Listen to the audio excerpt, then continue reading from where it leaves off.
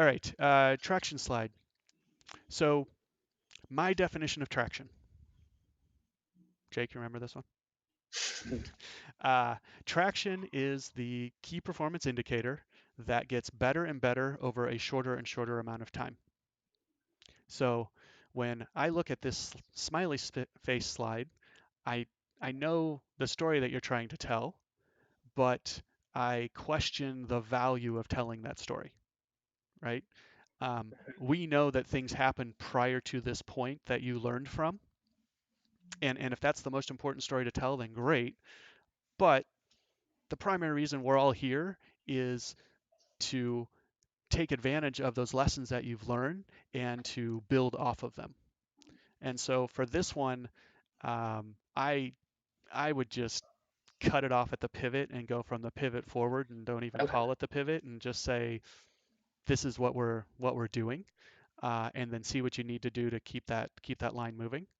Now, typically in one of these, the future part of that line will show a dot that says new investment money comes in, and then we have this exponential hockey stick growth.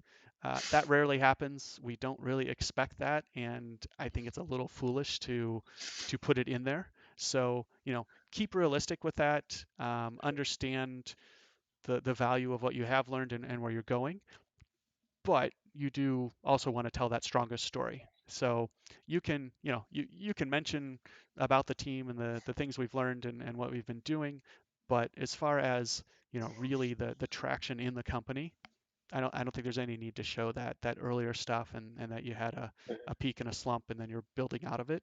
Uh, you hadn't taken on investment. There's no real there's no huge sunk cost in that you're trying to carry over to somebody else.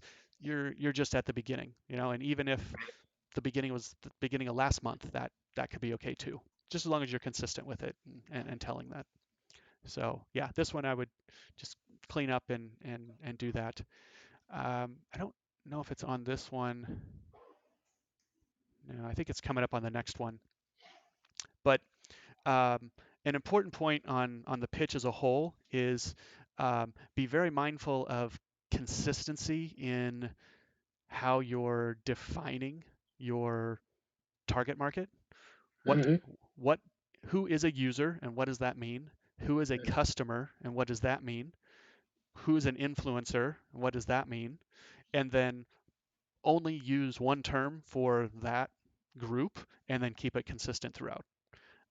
Otherwise, you start throwing some numbers around and they get mixed up. And I'm trying to do some calculations on my end when you talk about, well, we did this test and I've got, 1,500 influencers using the free beta. Well, how does that correlate to users and customers?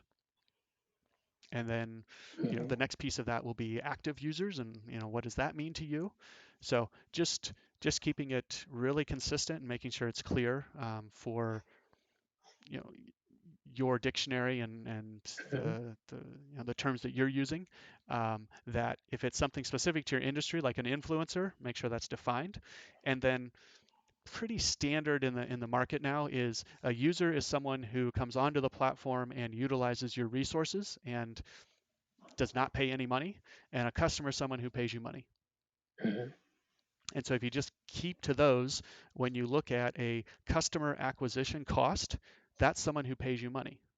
Right. User acquisition cost is someone who just gets onto the platform and is utilizing the your resources. So if you keep consistent with that, then it just helps tell a more consistent story. And those two are pretty industry standard. So it will also help if um, you're at an event talking with people who are also listening to other Hmm. startups. Then you're kind of having the same dialogue.